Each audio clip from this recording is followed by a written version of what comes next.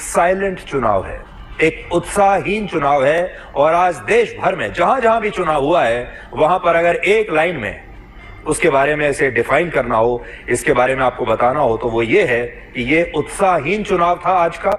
नमस्कार साथियों, पहले चरण का चुनाव संपन्न हो गया है। पहले चरण का चुनाव हो गया है, लोगों ने अपने मताधिकार का प्रयोग कर दिया है और पहले चरण के चुनाव के बाद ये एक साफ होता दिख रहा है कि इस चुनाव में मोदी जी की कोई लहर नजर नहीं आ रही है और साफ साफ ये पता चल रहा है कि एनडीए गठबंधन पिछड़ता हुआ दिख रहा है और इंडिया अलायंस, इंडिया गठबंधन ने बड़ी बढ़त बना ली है पहले चरण के चुनाव में, पहले फेज के चुनाव में। और इस बात की गवाही भारतीय जनता पार्टी के चहेते लाडले सुधीर चौधरी उर्फ तिहाड़ी ने भी दी है कि इस चुनाव में कोई लहर नहीं है और इस चुनाव में भारतीय जनता पार्टी का जो पहला फेज का चुनाव था वो काफ़ी बुरा गुजरता हुआ दिख रहा है।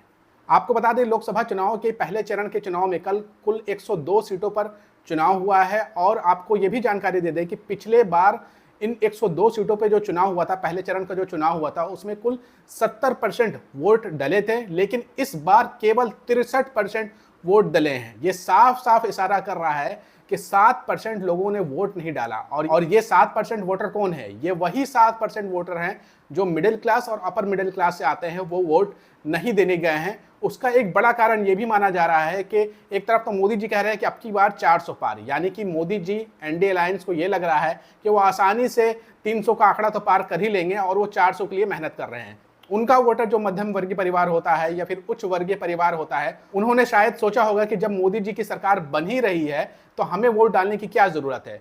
दूसरा सबसे बड़ा कारण ये रहा है कि उन वोटरों के अंदर काफी ज्यादा निराशा है, क्योंकि पिछले 10 सालों में जो जुमले दिए गए हैं, चाहे वो 2 करोड़ रोजगार का जुमला हो, 15-15 लाख सबके खाते में आएंगे जुमला हो, किसानों की आय दोगुनी करने का जुमला हो, स्मार्ट सिटी बनाने का जुमला हो, और जिन गांवों को, जिन शहरों को गोद लिया गया था वो अब तक बड़े नहीं हुए हैं, इन तमाम कारणों के लेकर के बेरोजगारी जो बढ़ी है, लगातार युवाओं को नौकरियां नहीं मिल रही है, उस वजह से भी जो अपर मिडिल क्लास है या मिडिल क्लास है, जिनके बच्चे बेरोजगार हैं, उन लोगों ने वोट डालने से मना कर दिया, क्योंकि उन्हें लगा होगा कि पिछले 10 सालों से केवल हमें जुमला मिल रहा है, जमीन पर कोई कार्य होते हुए नहीं दिख रहा है। जमीन पर केवल ऐसे कार्य हो रहे हैं जिससे समाज विभाजित होते हुए दिख रहा है और केवल हिंदू मुस्लिम होता हुआ दिख रहा है। तो ये एक बड़ा संकेत है एनडीए अलायंस के लिए कि वो पहले चरण के चुनाव में बुरी तरीके से पिछड़ गई है और उन राज्यों में भी पिछड़ गई है जिन राज्यों में एनडीए अलायंस यानी कि भाजपा गठबंधन को ये उम्मीद थी कि वो बेहतर करेंगे।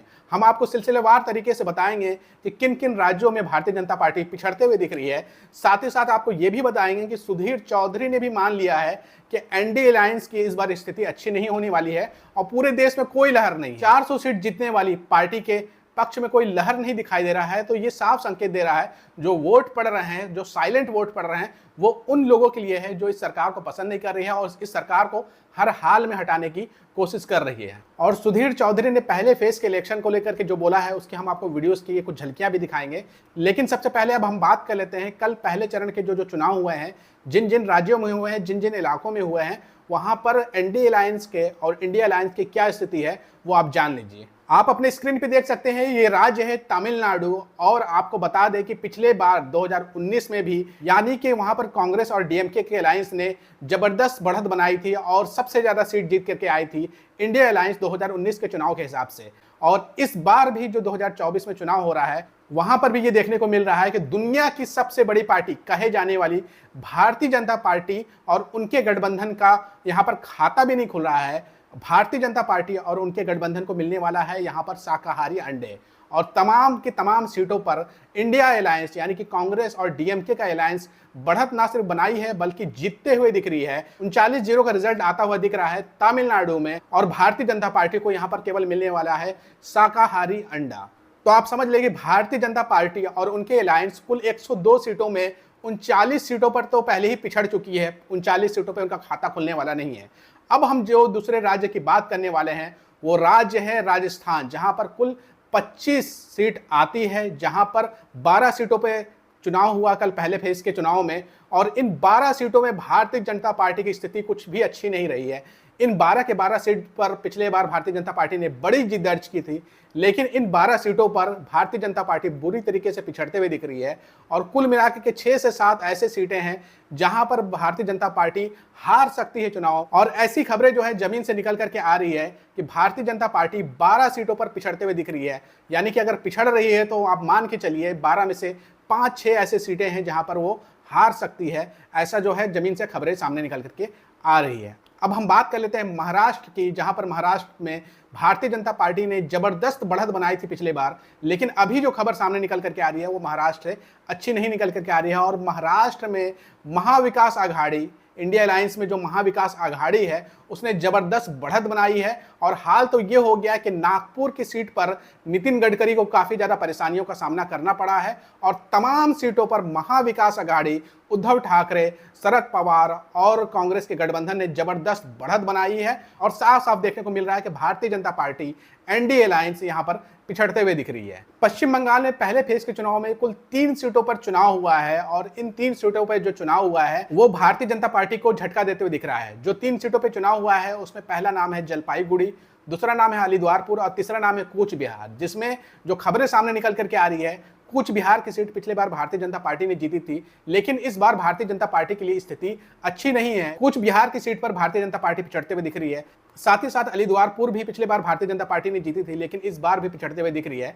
जलपाईगुड़ी में अभी कुछ समझ में नहीं आ रहा, लेकिन वहां पर भी कांटे की टक्कर है और तृणमूल कांग्रेस और भारतीय जनता पार्टी ने पूरा जोर लगा दिया था। लेकिन पश्चिम बंगाल से जो खबरें सामने निकल करके आई है उसके मुताबिक भारतीय जनता पार्टी यहां भी पिछड़ते हुए दिखी है पहले चरण के चुनाव में। अब हम बात कर लेते हैं बिहार की। बिहार में 4 सीटों पर चुनाव हुआ है पहले फेज के चरण में और इन 4 सीटों में भारतीय जनता पार्टी और एनडीए अलायंस की स्थिति अच्छी नहीं है। इन 4 सीटों में 3 सीटों पे बुरी तरीके से पिछड़ते हुए दिख रही है भारतीय जनता पार्टी, जिसमें गया की सीट है, जिसमें औरंगाबाद की सीट है और जिसमें नवादा की सीट है। इन 3 सीटों पर भारतीय जनता पार्टी बुरी तरीके से पिछड़ते दिख रही है। हालांकि जमुई की सीट पर यह कहा जा रहा है कि भारतीय जनता पार्टी की स्थिति अच्छी है, लेकिन जो खबरें सामने निकल करके आई है, भारतीय जनता पार्टी को पहले फेज के चरण के चुनाव में बिहार से भी बुरी खबर सामने निकल करके आ रही है कि वो यहाँ पर पिछड़ते हुए दिख रही है। अब हम बात कर लेते हैं मध्य प्रदेश की। मध्य प्रदेश की कुल 6 सीटों पे पहले चरण में चुनाव हुआ था और इन 6 सीटों में भारतीय जनता पार्टी के लिए अच्छी खबर सामने निकल करके ये आई है कि इन 6 सीटों पर भारतीय जनता पार्टी का दबदबा दिखा है। लेकिन इन 6 सीटों में 2 सीटों पर कड़ी लड़ाई होती हुई दिख रही है। एक है शहडोल की सीट, दूसरी है जबलपुर की सीट।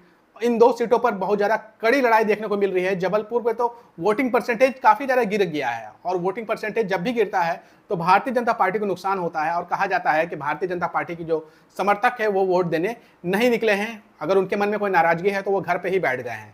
तो मध्य प्रदेश में जबलपुर और शहडोल से जो खबरें सामने निकल करके आई है कि हो सकता है भारतीय जनता पार्टी यहाँ पिछड़ जाए, लेकिन यहाँ पर कांटे की टक्कर दिख रही है। लेकिन पूरे राज्य को अगर देखें तो भारतीय जनता पार्टी के लिए यहाँ पर अच्छी खबर है कि यहाँ पर Bharatiya Janata party NDA alliance बढ़त बनाई हुई है। अब हम बात कर लेते हैं कि पहले चरण के चुनाव में छत्तीसगढ़ में क्या माहौल था। छत्तीसगढ़ में केवल 1 सीटों पर अभी चुनाव हुआ है और वो सीट है बस्तर की। और बस्तर में भी भारतीय जनता पार्टी के लिए अच्छी खबर सामने निकल कर नहीं आई है। बस्तर की सीट पर भी पिछड़ते हुए दिख रही है भारतीय जनता पार्टी और भारतीय जनता पार्टी के लिए कोई अच्छी खबर सामने हुए निकल करके छत्तीसगढ़ से नहीं आई है। अब हम बात कर लेते हैं उत्तराखंड की। उत्तराखंड से भी भारतीय जनता पार्टी के लिए अच्छी खबर सामने ये निकल करके आई है कि उत्तराखंड में भारतीय जनता पार्टी बढ़त बनाई हुई है। और पिछले बार जब 2019 का चुनाव हुआ था तब भी भारतीय जनता पार्टी ने पूरी की पूरी सीटों पर स्वीप किया था, लेकिन इस बार भी देखने को यही मिल रहा है कि भारतीय जनता पार्टी उत्तराखंड में बढ़त बनाई हुई है। हालांकि 1 सीट ऐसी लग रही है कि वो हार सकती, और अगर उत्तराखंड में 1 सीट भी भारतीय जनता पार्टी हारती है तो ये एनडीए अलायंस के लिए बुरी खबर होगा। लेकिन एनडीए अलायंस के लिए अच्छी खबर यही है कि उत्तराखंड में भारतीय जनता पार्टी का प्रदर्शन काफी बेहतर होता हुआ दिखाई दे रहा है। अब हम बात कर लेते हैं उत्तर प्रदेश की, और उत्तर प्रदेश से जो कल खबरें सामने निकल करके आई है वो चौंकाने वाली है। उत्तर प्रदेश के कुल 80 सीटों में कल पहले चरण के चुनाव में कुल 8 सीटों पर मतदान हुआ और इन 8 सीटों में खास तौर से पश्चिमी उत्तर प्रदेश से जो खबरें सामने निकल करके आई है कि पश्चिमी उत्तर प्रदेश में काफी बढ़ चढ़ कर मतदान हुआ है। और जो मतदान बढ़ चढ़ करके हुआ है वो इंडिया अलायंस के पक्ष में हुआ है और भारतीय जनता पार्टी के जो वोटर थे, उनके समर्थक थे, वो कहीं ना कहीं घरों पर बैठे रह गए हैं और खुल करके सामने नहीं आए हैं और खबरें जो सामने निकल करके आ रही है कि पश्चिमी उत्तर प्रदेश में भी भारतीय जनता पार्टी काफ़ी ज़्यादा पिछड़ी हुई दिखी है और उत्तर प्रदेश से भी अच्छी खबरें सामने निकल करके नहीं आई है। जहां एक तरफ राजपूत अलग नाराज है, जाटों की नाराजगी अलग है, किसान आंदोलन जो हुआ है और साथ ही साथ अल्पसंख्यक बड़ी संख्या में कल जाकर के वोट डाले हैं और भारतीय जनता पार्टी पहले फेज के चरण चुनाव में उत्तर प्रदेश में भी पिछड़ गई है। इसके अलावा कल नॉर्थ ईस्ट स्टेट में भी चुनाव हुआ है और नॉर्थ ईस्ट स्टेट में भी भारतीय जनता पार्टी के लिए अच्छी खबरें सामने निकल करके नहीं आई है। जहां पर पिछले बार नॉर्थ ईस्ट में भी भारतीय जनता पार्टी ने स्वीप किया था, इस बार 50-50 की लड़ाई है नॉर्थ ईस्ट में। इसके अलावा जो अन्य राज्य बच गए हैं वहां पर भी भारतीय जनता पार्टी की स्थिति अच्छी नहीं है। तो आप इससे समझ सकते हैं कि कुल जो 102 सीटों पर पहले चरण का चुनाव हुआ है वहां पर भारतीय जनता पार्टी के लिए कुछ भी अच्छी खबरें किसी भी राज्य से अच्छी निकल करके नहीं आई है। हर जगह वो अपनी सीटें खो रही हैं और इसी बात की गवाही दे रहा है गोदी मीडिया का सबसे बड़ा राष्ट्रवादी एंकर, भारतीय जनता पार्टी का सबसे बड़ा चहेता एंकर, अंधभक्तों का सबसे बड़ा चहेता एंकर सुधीर चौधरी। और वो भी कह रहा है कि इस बार कोई लहर नहीं है, इस बार जनता के अंदर उत्साह नहीं दिख रहा है मतदान को लेकर के। सुधीर चौधरी ने कल क्या कहा है वो आप एक नजर देख लीजिए।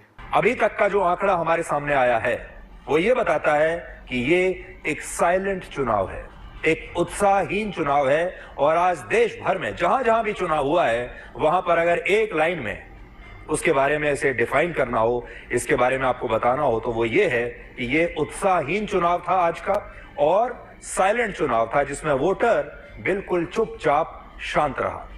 लेकिन सबसे पहले हम आपको ये बताएंगे कि देश में 35% से ज्यादा लोग आज मतदान केंद्रों पर वोट डालने के लिए क्यों नहीं आए और इतनी कम वोटिंग का मतलब क्या है। जैसा मैंने आपको बताया, वोटिंग बहुत कम रही है और बड़ी संख्या में वोटर्स वोट डालने के लिए गए ही नहीं।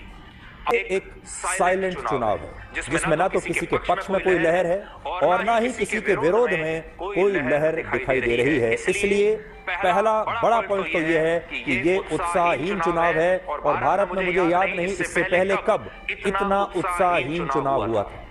तो आपने सुधीर चौधरी को भी देख लिया और हमने सिलसिलेवार तरीके से कई राज्यों का आकलन करके आपको बताया है। जो हमें खबरें मिली हैं हमारे साथियों के द्वारा, हमारे पत्रकार साथियों के द्वारा जो जमीन पर कल मौजूद थे, उनके जरिए जो हमें खबरें मिली है उसके मुताबिक पहले फेज के चुनाव में भारतीय जनता पार्टी बुरी तरीके से पिछड़ गई है और इंडिया अलायंस बढ़त बनाए हुए है पहले फेज के चुनाव में।